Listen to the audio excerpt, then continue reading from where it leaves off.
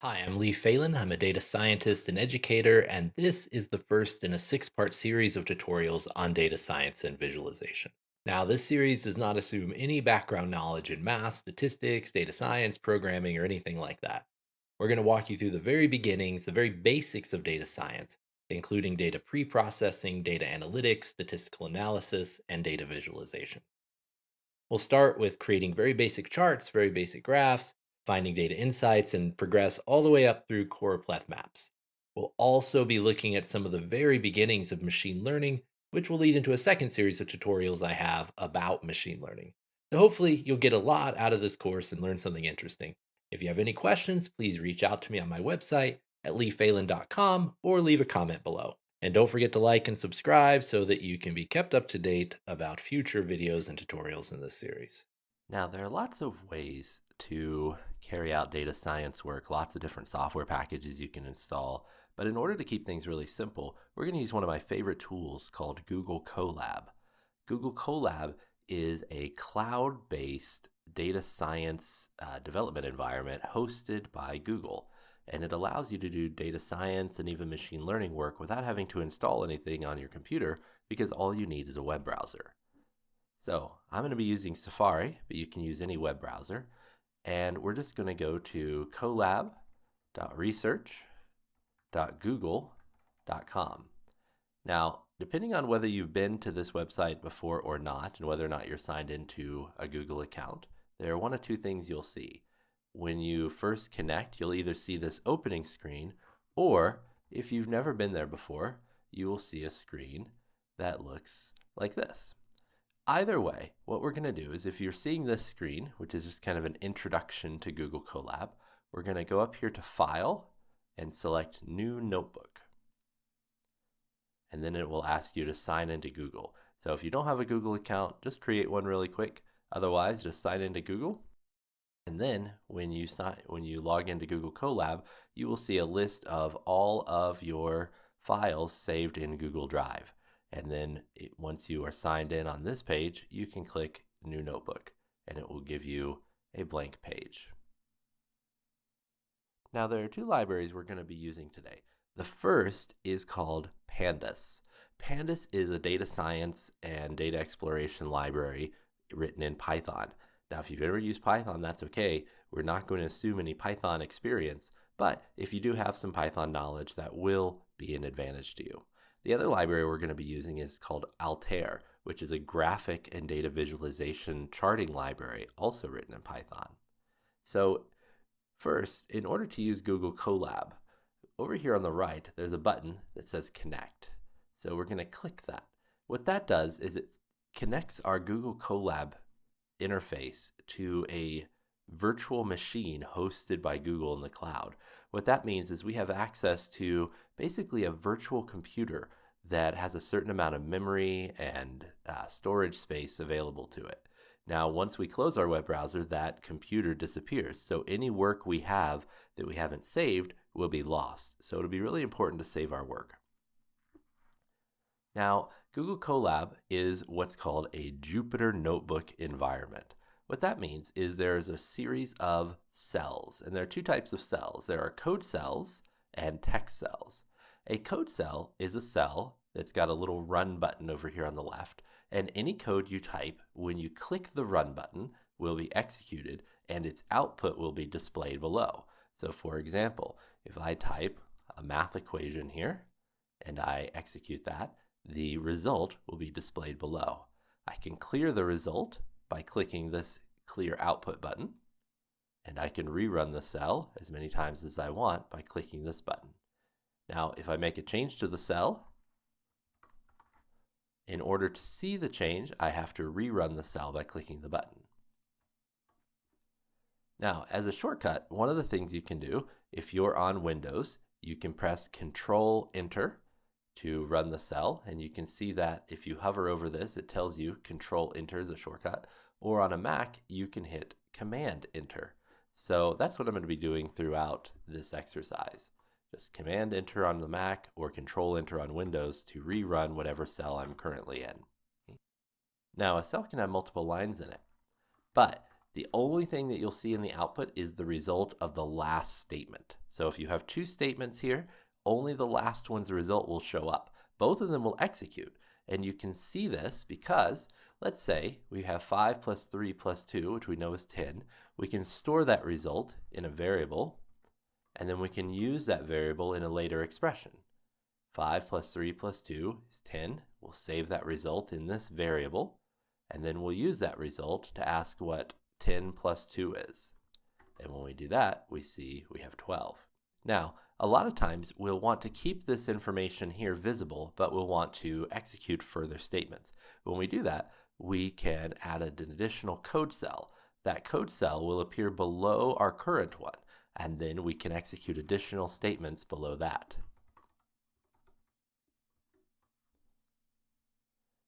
If we need to, we can also add a text cell. A text cell is, just like it sounds, just some text, and you can add some styling and markup. This text cell in this environment uses what's called Markdown for its styling, but you can just type plain text. This is a text cell. Whatever you type will get previewed over here on the right. I can use Markdown to style it, and when I click out of that cell, it will just display as plain text wherever it is in the document. Now, if there's a cell that I don't want in my document, when I click on it, I can go over here to the right, click on the trash can, and remove it. Now, the way that Google Colab works and all Jupyter notebooks work is that any information we have stored in memory is available later on. And when I say later on, I mean later on when we run the cell.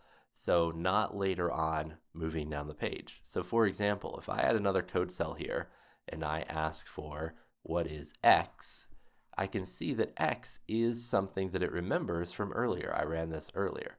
So I can ask what the value of X is. It says X is currently 10. I can use that in a statement later on, even though it's in a different cell. But if I modify this, let's say I come over here and I say, okay, X is now going to be 5 plus 5 plus 5. Okay? So now X is 15 and X plus 2 is 17. If I rerun this cell, since X is 15, X plus 5 will now display as 20. So sometimes we'll make a change earlier on and we need to rerun a bunch of different cells. There's a shortcut for rerunning all our cells. Let's say I make this change so that X is going to be 20. So I want to rerun every cell because they all have something to do with X, and I want to display all of those values. So if I go up here to runtime, I can say run all, and it'll run every cell in order from top to bottom, and you can see that that gets changed. There are also a couple other variations, such as run before, run all the cells after, things like that. But basically, we'll run the current cell, we'll run all the cells, or sometimes we'll run everything before the current cell. Now, it's important to note that the order of the cells doesn't matter. What matters is the order of execution. So you can see this little number that's over here on the left, if I don't hover over it, tells you the order of execution. This is the 17th thing that was executed. This is the 18th. This is the 19th. If I run this again, this is now the 20th thing that was executed. Okay. So the order doesn't matter. So if I add another code cell up here and I ask for X plus 1, it will tell me it's 21 because X is sitting in memory of Google Colab, and it knows that X has the value of 20 because of the last time we ran this cell. Okay. Now if I run this cell again, and then this one, and then this one, X is there persisting in memory. Okay. Now sometimes things will happen where the memory will get all mixed up. We won't remember what values are in what variables, and so we'll need to clear everything out. So when that happens, if we go up to runtime, we can say factory reset runtime. If I do that, it'll give me a little warning. I'll say yes. Now it'll say that I need to reconnect. Once I do, it'll connect me to a new virtual computer. But if I now ask for X, it'll tell me it doesn't know what X is because we've erased everything. So I have to rerun all the cells in order to recreate those variables. Now I can't run this one because it's also using X. So I'm going to get rid of this top cell. just have what we had before, and I'm going to say let's redefine x, and then tell me what x is, and then let's use x in an equation. So that's the basics of Google Colab. Now if we want to save, we can come up here and select File and then Save. What it'll do is it'll save it directly in our Google Drive, and we can then rename it. Come up here, say this is demo file, and then once I save it, it'll save it under this name in Google Drive. And we can also go up to File, select Download, and select download.py if we want to download a Python file of this. If you are experienced with Python, what it'll do is it'll download and it'll display each code cell as a separate section of code. If you have text cells included, when you download your Python file, those will be included as well as comments. And then finally, you can also, if you are familiar with Jupyter Notebooks, you can download a Jupyter Notebook file, the 𝗵𝗽𝗀𝗀𝗀𝗃 file, and that file is in a special format that other applications that know how to use Jupyter Notebooks would be able to deal with. But we will be working exclusively in Google Colab. So let's go ahead and clear out these cells. I'm just going to delete everything. And then I'm going to do a factory reset to clear everything out. Then reconnect. And so this will be our starting point. We'll start fresh with a brand new code cell here. And you just, to get these code cells, you just hover over about the empty space between something and something else, and then you click code, or you can come over here on the left to insert a code cell below wherever the cursor is. So, as I mentioned, we'll be using the Pandas library in order to process our data. So first, let's take a look at what data we're going to be processing. So you can go to 𝗵𝗽𝗀𝗀𝗀𝗀𝗃.com/data, and you'll see a bunch of different data sets used in these tutorials along with their sources and licensing information. And the one we're going to use for this tutorial is the Netflix movies and TV shows. So if you click this direct download link, it will show me just a raw view of the data. The Netflix data is a collection of information about movies and TV shows on Netflix as of 2019. This is what's called a comma-separated file. So up at the top, we can see the header row, which tells us what information's here. We have a show ID, a type, a title, a director, cast, what country it came from, the date it was added to Netflix, etc. And then each row has that information with each value separated by a comma. So here's the show ID. This is a movie called Norm of the North King-Sized Adventure. This is the set of directors. So we can't do much with the data like this. So what we need to do is import it into Google Colab. So to do so, I'm going to copy this URL. And don't worry if it looks different here. The URL may have changed since the time this video was published, but 𝗵𝗽𝗀𝗀𝗀𝗀𝗀𝗃.com/data will take you to the right place. And then first, I'm going to load the Pandas library. The way we load libraries is we ask to import them. So we'll say import Pandas. Now, I could leave it like this, and then every time I need to use the library, I would have to type out the word Pandas. But there's a shortcut that we can do where we can assign a nickname or an alias to Pandas. And this is pretty conventional for people who do data science to give it a nickname of PD. So we'll import Pandas and we will refer to it as PD. Now when I run this, you will see that nothing happens. And that's because there's no output from this statement. We are loading the library and nothing else. As long as there's no error message, we'll know that everything went okay. If we misspell Pandas and try to run this, it'll give us an error and say it doesn't know what that is. So as long as we have spelled everything correctly, if we see no output, in this case, no news is good news. So once we have our library imported, we can load our data. So to load our data, I'm going to create a variable, a space to hold our data, and I'm just going to call it data. And I'm going to set it equal to, let's say I'm going to use the Pandas read CSV command. And the read CSV command will read a data file, either from a URL or from a location on our hard drive if we have this installed locally, and it will then turn it into what's called a Pandas data frame. So a Pandas data frame is a container for data. And one way to think about it is like an Excel spreadsheet, where every row is a sample of data and every column is an attribute or a feature of the data. And when we work in Pandas, we think in terms of samples and features, and data science often refers to these terms. So again, a sample is like a row of data in a spreadsheet, and a feature is like a column of that data. So I'm going to use parentheses here, and then in quotes, I'm going to paste our URL. So I'm going to load that data, and then I'm going to write data.head. What data.head does is it will show me the first 5 lines of the data file.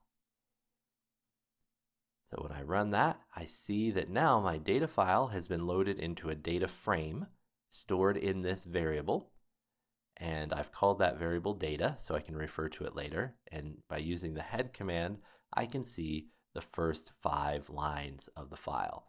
Now, each line has a row index starting with 0 and then going forward. And then it has each item in the data. You remember this was a comma separated file with a bunch of different values. Each one of those values is a column in our data frame. We have the show ID, the type, the title, director, cast, etc. Okay, and a little description. If something is too long to fit on the screen, in Pandas, it'll always use a set of ellipses to abbreviate that. Now, if I want to see the whole data file, instead of writing data.head, I can just write data. Now, what Pandas will do is it will show me the first 5 rows, and then it will skip a bunch of rows and show me the last 5 rows, and then it will tell me how many there are. So there are 6,234 rows. And remember, we start at 0, so our row index is always 1 less than the total. But it doesn't show me all the rows. And usually we don't want to see all the rows. We just want to see kind of a view of what the data looks like, just an expectation. And so whenever we see ellipses, that's Pandas saying there's more stuff here, I'm just skipping it. There are ways to make it show you everything, but like I said, generally we don't need to see all 6,000 rows printed out here. Most often we'll use the head command in order to show just the first 5. Now, when we use this, here is the variable we're acting on, the data variable, which holds our data frame. And if I hover over that, it tells me what exactly it is.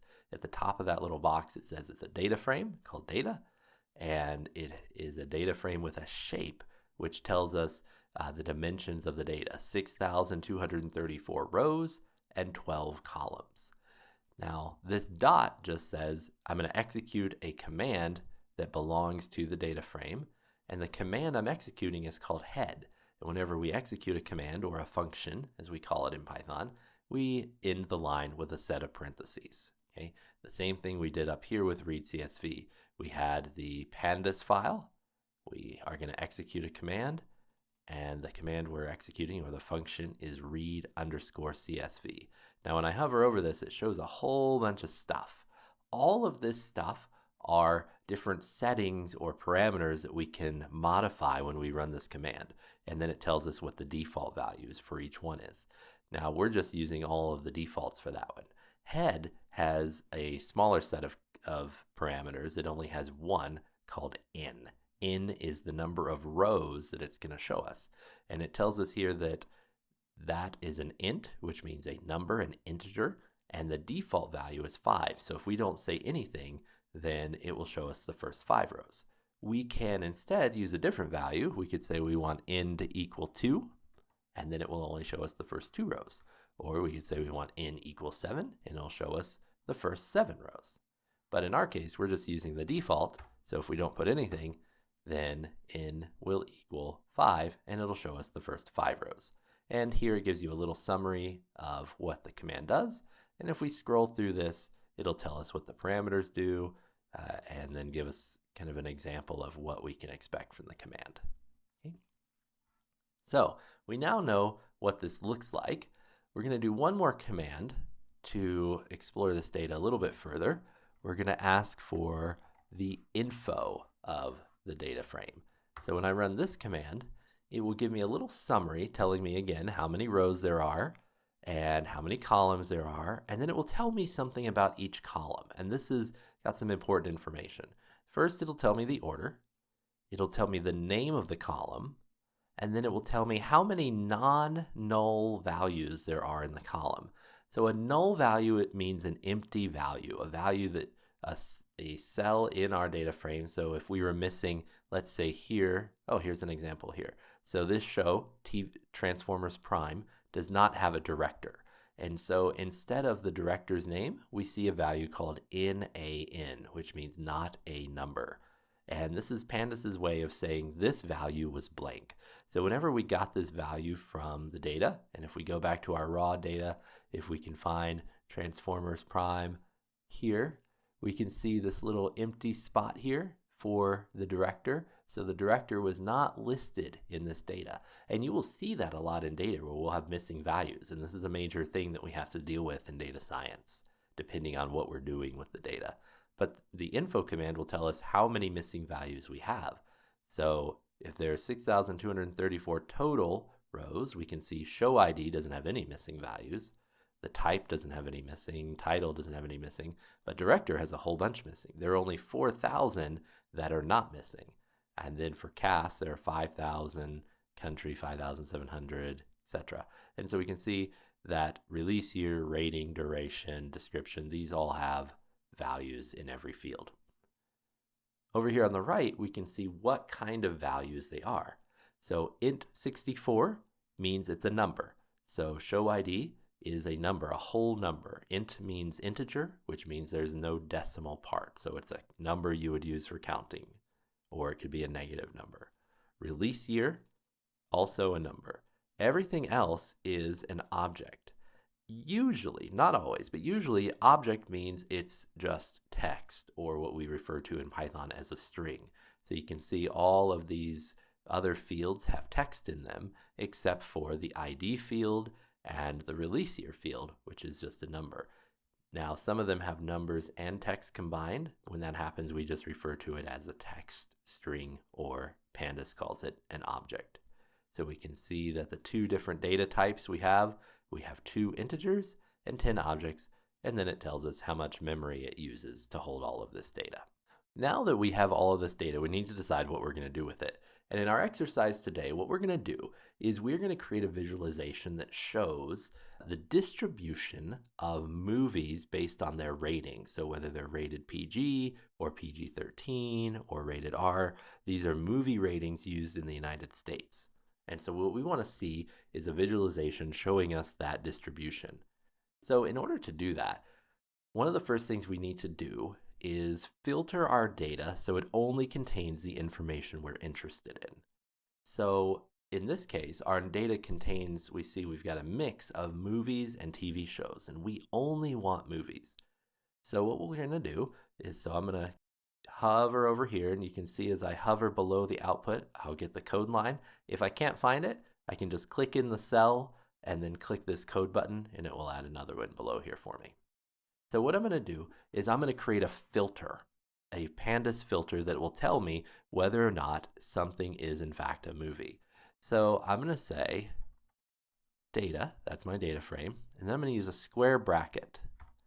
And square bracket allows me to access a particular item, a particular column inside my data frame. And the column I want to access is the type column. So if you remember, the type column tells me whether or not it's a movie.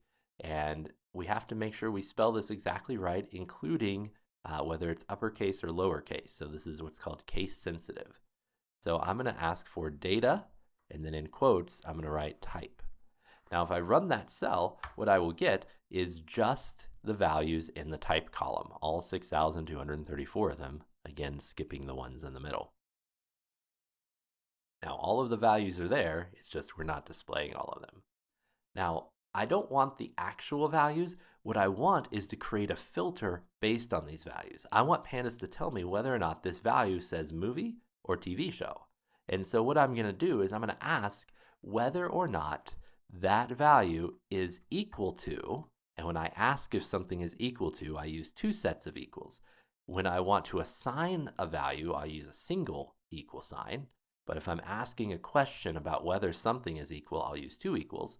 So I'll say, is the type equal to movie? And again, I have to be careful with the casing. Since movie is uppercase here, I'm going to use an uppercase movie here.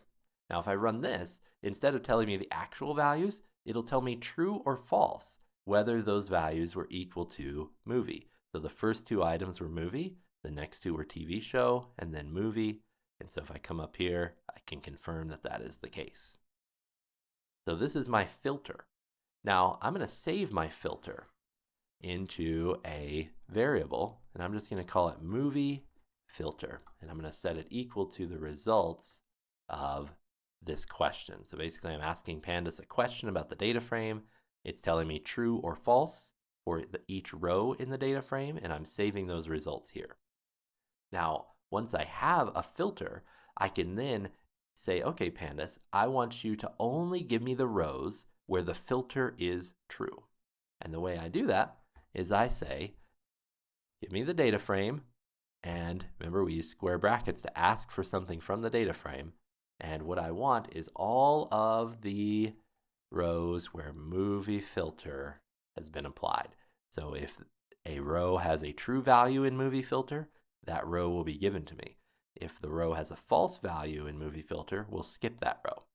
So when I run this, now I will see that every row that I get back, and again, we're not going to show all of them, every row I get back are the rows with movie. And you can see by the row indexes that I'm skipping some of the rows.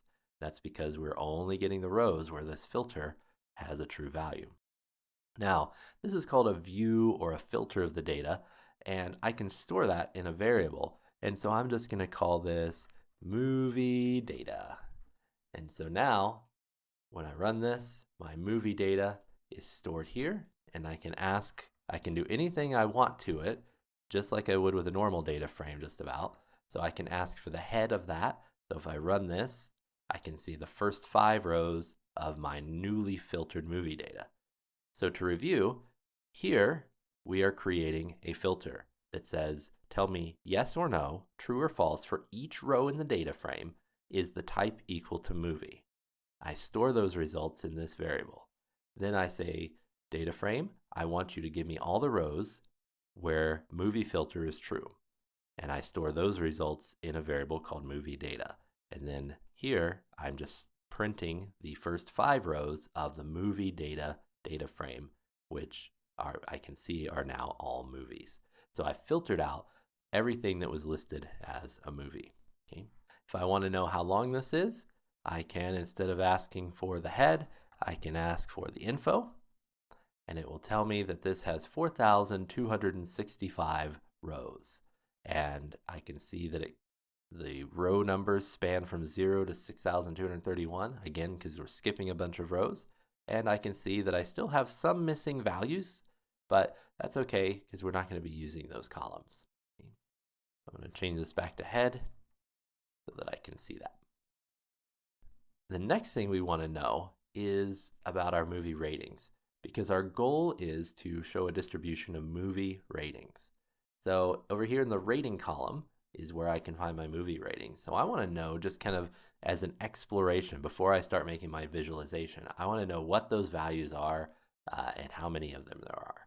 So I'm going to ask, from now on, I'm only going to be working with movie data instead of all of the data. So I'm going to say movie data, and I'm going to ask for the rating column. Now, sometimes you'll see me using single quotes, and sometimes I'll use double quotes. It doesn't matter. You can use either one. To be consistent, I'll always use double quotes. Usually I use single quotes because I don't have to hold the shift key, so I guess it's just a matter of laziness. So if I ask for the rating column, I can see all these different movie ratings. Now, I can ask for a summary of this, of the values, and how many of each value there are, by saying I want to execute the command value counts. Now, since I'm executing it on the result of asking for the rating column, I'm only going to get the value counts for that column. When we ask in Pandas, when we ask a data frame to give us just a single column, we call that a series. And so I'm executing this command on the rating series or the rating column. You can think of it either way. So when I run this, I can get a count of each value. So for the TV14 ratings, I've got 1,000 of those. For R, I've got 506, PG, etc. Okay, and it goes in order from whichever one has the most to whichever one has the least. Now, if you're familiar with United States movie ratings, you'll know that some of these are not movie ratings. TVMA, TV14, TVPG, as you might guess from the name, are actually TV ratings for television shows. And so even though something is listed as a movie, some of those still have TV ratings. These are probably what we call made-for-TV movies. Those are movies that are created, never sent to a movie theater, but instead just released in a way that they're shown either on Netflix or Amazon Prime or on a television broadcast. And so instead of a motion picture rating of R or PG, they will get a TV rating. And we're only interested in movie ratings. So we're going to do some more filtering. So I'm going to add another code cell here, and I'm going to say I want to exclude all of the rows that have these TV ratings, these made-for-TV movies. So the way we're going to do that is first I'm going to make a list of the ratings that I'm interested in, and I'm going to call these the MPAA ratings, and that stands for Motion Picture Association of America. Now, there are going to be a whole list of these. And in Python or Google Colab, whenever I'm dealing with a list or collection of things, I always use square brackets. You'll notice we use square brackets up here because this is a collection of series, a collection of columns. And here I'm going to create a collection of movie ratings. Now my movie ratings are each going to be just some strings, some text values. And so in quotes, the first movie rating, I'm going to just go up this list from oldest to youngest. So we have the NC-17 rating. That's only for people that are older than 17. And then we have the R rating, the restricted rating. Then we have PG-13.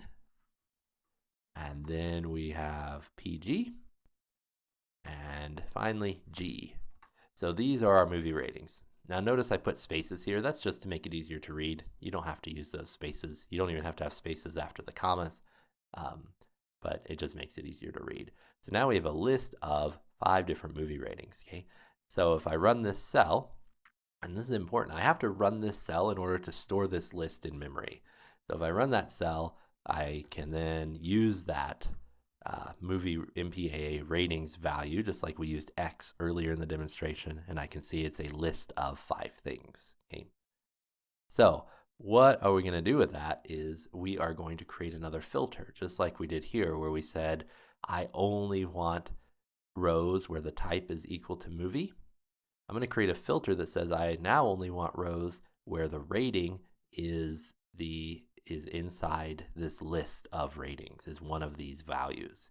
Now I'm going to continue to operate directly on our filter data, the movie data that we've created from our first filter, and I'm going to filter it further down. So this is a pattern you'll see a lot when we work in Pandas is we have a data frame, we create a filter to kind of scale that down a little, then maybe we create another filter to work further on that, and we can just keep filtering as we go. And so that's what we're going to do here. So I'm going to say movie data, and here's a little shortcut. As I start typing, you see this autocomplete list show up. This is a list of things that start with what I've already typed, and I can use my arrows to move up and down here to select something, and if I press enter, it'll just fill in the rest of that word for me. So it's just a little thing to make things faster. So I'm going to say movie data, and what I'm going to ask for is I want the rating column. Let's just look at that for a second. We've seen this before. This is all our ratings. And I'm going to ask for a filter where those ratings are in our list of values. And so I'm going to use a command here called isIn. And this command takes a list of values. So if I hover over that, you can see it takes a list of values as its parameter, as its argument here. And I'm going to say I want all the rows where the rating is in this list of 𝗵𝗶𝗃𝗃 ratings. Okay. So when I do that, it'll tell me true or false for every row in movie data. And you can see, again, this is our filtered data from earlier. Every row in movie data, true or false, the rating value is in this list. And so this one is not in that list, this one's not in that list, this one's not, this one's true. So 6 is true. So if we come back up here, we can see not in our list, not in our list, not in our list, is in our list, not in our list. And so now we have a filter that tells us true or false for every row, whether those values are in our list of movie ratings. So just like we did before, we're going to store this filter in a variable. I'm going to call it 𝗵𝗶𝗃𝗃 filter. And then we are going to say movie data. I want to apply this filter, 𝗵𝗶𝗃𝗃 filter. So when I do that, the rows I get back are just the ones with 𝗵𝗶𝗃𝗃 ratings, just ratings in our list. And so this is a new data frame, rather a view or a filtered version of our earlier data frame. And so we've kind of been filtering down again. We started with a data frame called data that had all of the data. Then we created a filter and we stored the results of that filter in movie data. And then we created another filter on movie data, and we're going to store the results of that filter. Let's call it real movies, because these are not just made for TV movies. And so we'll store the results of that data frame, and we will then, just like we've been doing, same pattern, we'll ask for the head so we can see the first 5 rows, make sure that those look like what we expect, and it does. And then we can ask for the information about that if we want. And we can see there are 1,013 entries now. So we've gone from, at the very beginning, we had 6,000 rows, and after filtering out things labeled as movies, and then further filtering movies that have our 𝗵𝗶𝗃𝗃 ratings, we now have 1,013 rows left that we're dealing with in this data frame. So now we have all of our movies that we're interested in. So now it's time to move on to our visualization. We finally have the data pre-processed. We call this pre-processing. Some people call it data wrangling or data munging, where we are taking our data, our raw data, and filtering it and modifying it in order to get it in the shape we need to do something useful with it. In our case, the useful thing that we're going to do is create a visualization. So Pandas itself has some really rudimentary visualization capabilities. They're pretty ugly, but they're good sometimes for just a quick visualization. Let's look at that first before we make a nicer one. So I'm going to add another code cell here, and I'm going to, from this point on, be working on the real movies data frame that's just got our final filtered data in it. And so we're going to say real movies, and I want the rating column. And let's we'll start out looking at the value counts.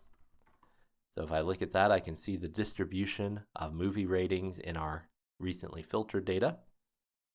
And then what I can do is I can ask it to plot those value counts, and I can tell it the kind of plot I want is a bar graph. And so if I run this, I will see a bar graph. Now this information up here just tells me that this is what's called a matplotlib graph. If you're familiar with Python, you might have heard of that. It's a plotting library that Python uses. But we can see that for the rated R movies, they're around 500, PG-13, they're around 300. Now, there's not a lot we can do with this. There's a bunch of matplotlib commands we can learn, but we're not going to be using the matplotlib library because the Altair library that we're going to be using instead is more widely used in data science, and it has a nicer set of commands that we can do a lot of neat things with it. So we'll ignore this plot for now. So we'll add another code cell, and we're going to import the Altair library. Now, the way we're going to do that is very similar to how we first imported the Pandas library. And so what we'll do is we'll say import Altair, and just like before, we're going to give it a nickname or an alias so we don't have to say Altair dot every time. And kind of the conventional nickname for it is alt, A-L-T. So I'll run that, and once again, we won't see any output because we're just importing the library. If I can't remember if I ran something, I can just click off of it, and as long as there's a little number there to the left, it tells me that I have in fact run this cell. Now that I've imported the library, I'm going to create a really basic chart with it. So the way we do this is a series of commands. Altair uses what we call declarative visualization, where we declare a series of commands that build up our chart piece by piece. Okay? So what we're going to do is we're going to say, okay, Altair, I want to make a chart.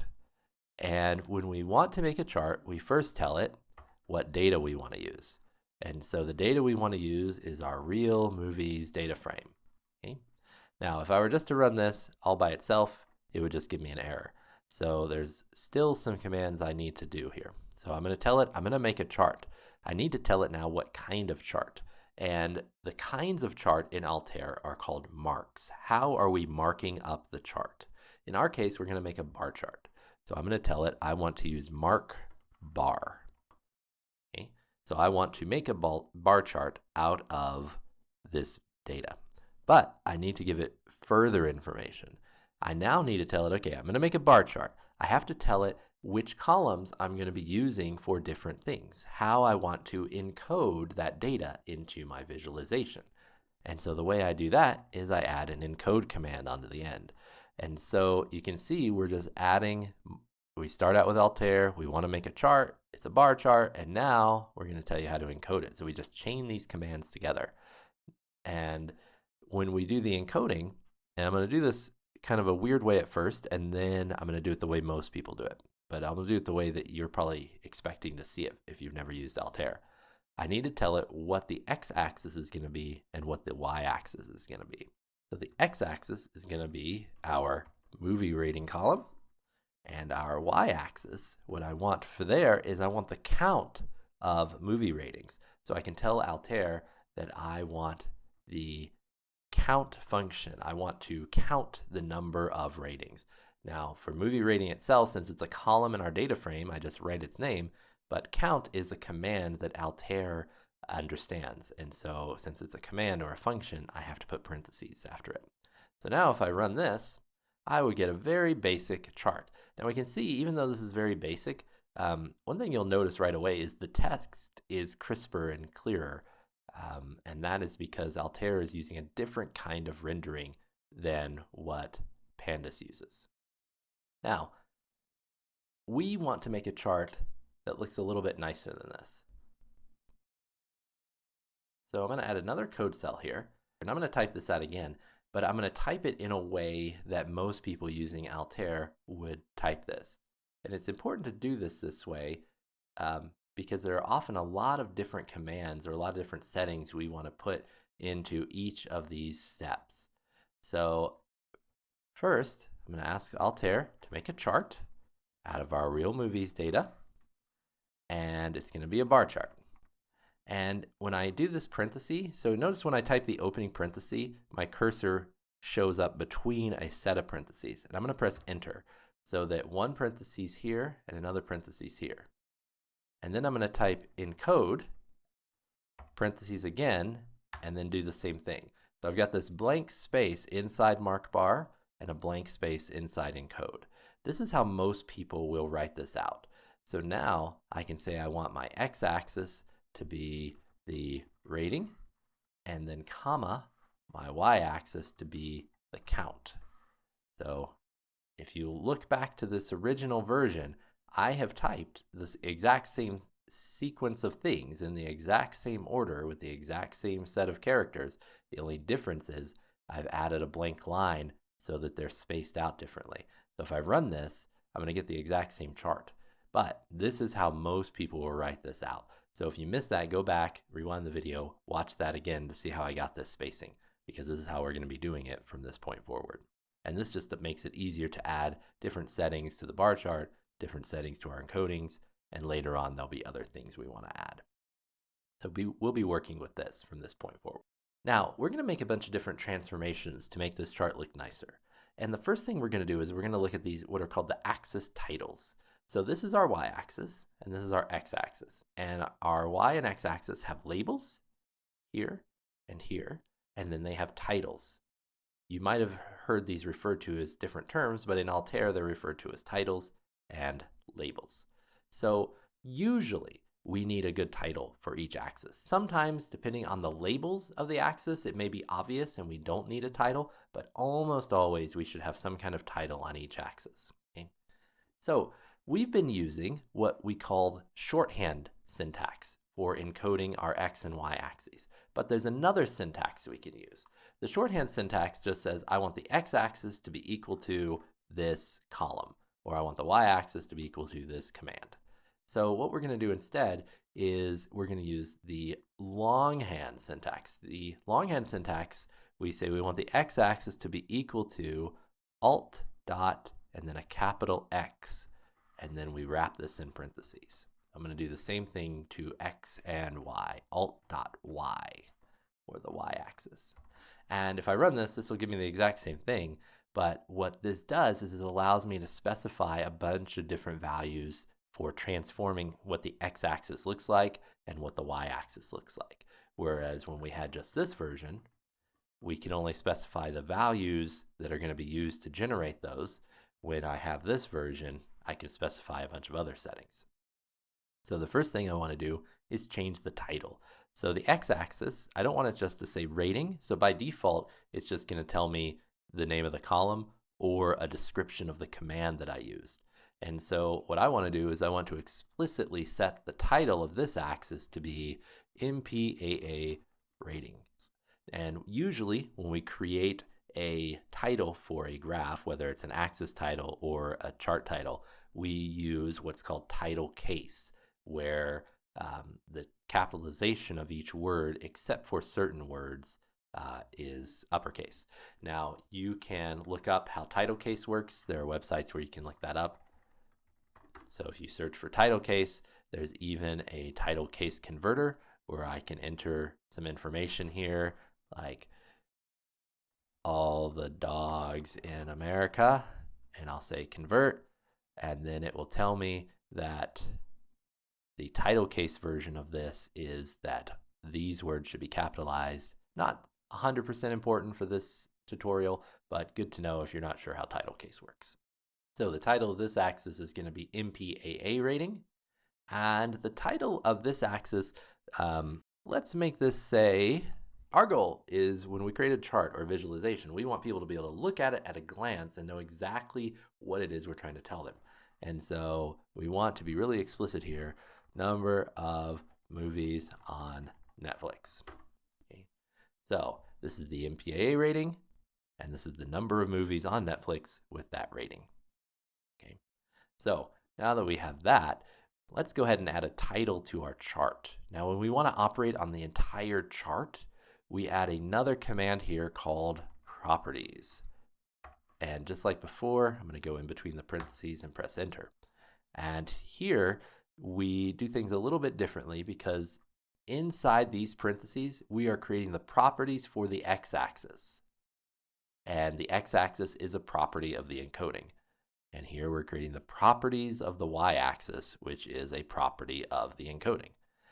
Out here, we're creating the properties of the chart. So we're still going to use title, but we don't need to wrap it in anything like we do with encoding because we're working already on the entire chart. And so the title of the chart will be Netflix movie ratings as of 2019. So we can see when we run that, now we have a title on our chart. We have a title on each axis, and that's starting to look better. Still doesn't look great, but it looks better. Now, one thing we might want to do is make this chart a little bit wider. So I'm going to add a comma here because this is going to be another property of my chart. And I'm going to ask for the width of my chart to be, let's say 500. Now notice this is not in quotes because it's a number rather than text. Okay. So when I do that, my chart will get wider. Now notice that when I do that, my bars get wider automatically.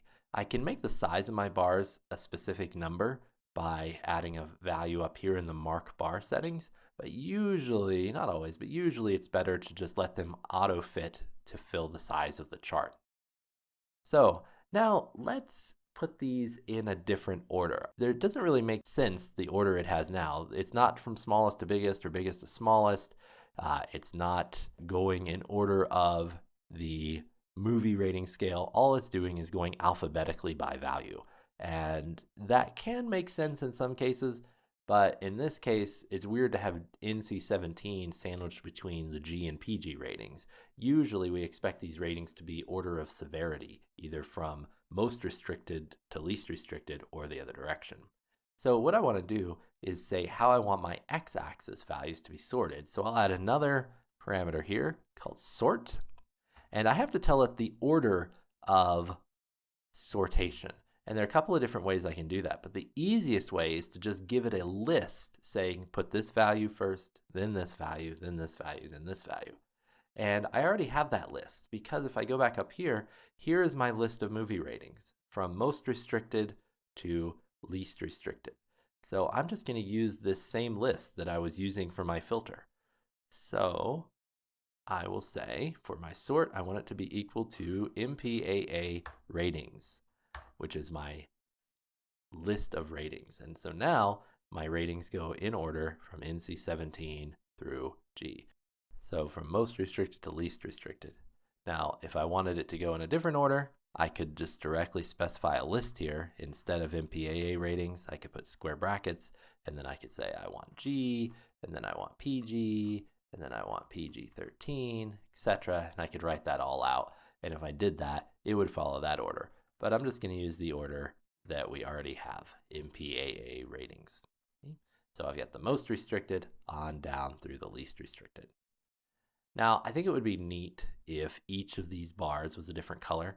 Some of you with more aesthetic taste may look at that and say that looks like a dumb idea, but just for the sake of exploring more of what Altair can do, we're going to add a color encoding. Now, with the color encoding, I can say that I want the colors of the values to be based on a certain column. Now, just like before, there's a shorthand version and a longhand version. So the shorthand version is I can just say I want the color to be based on the rating column. And when I do that, it'll give me a different color for each rating, and it will automatically create a little legend up here that tells me what color goes with which rating. But I can also do the longhand version, which is what I'm going to do by saying this is a color encoding, and the value I want to use is rating. And when I do that, it gives me the exact same results, but now I can set additional properties. And one of the properties I want to set is, even though it's pretty cool that there's a legend here, since each of these colors is already labeled down here, this is kind of superfluous information. And so I'm going to tell it I don't want a legend. And so the way I do that is in the color encoding, I will just say legend equals none. And notice this is capital N, and it is not in quotes. This is a special value in Python that means nothing, literally nothing. Not an empty string, not a zero, just nothing. So when I run that, now Altair will say, okay, you don't want a legend, so it won't create a legend. And so each of these is a separate color.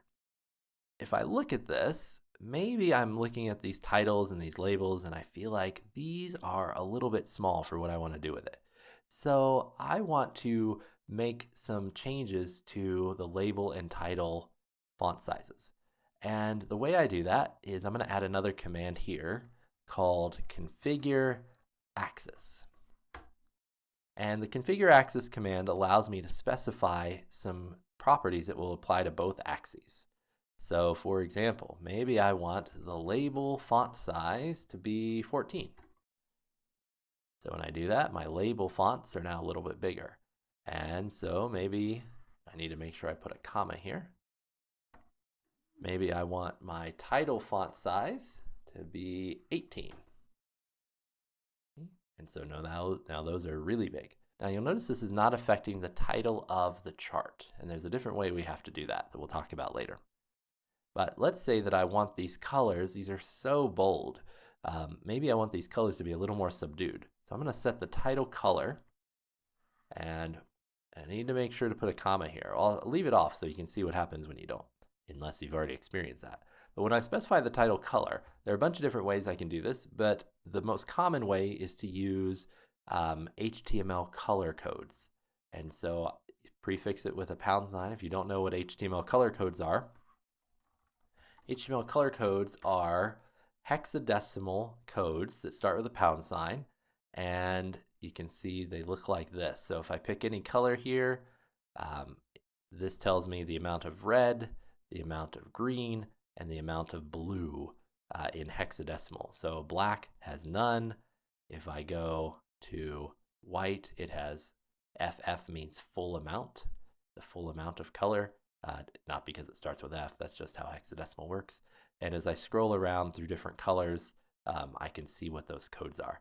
Some people have certain HTML color codes memorized if you do a lot of web design work.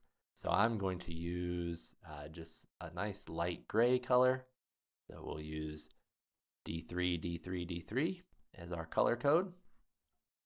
And again, make sure it starts with a pound sign. Now, since I didn't put a comma here, when I run this, it's going to tell me this is invalid. It's going to say it doesn't know why this is here.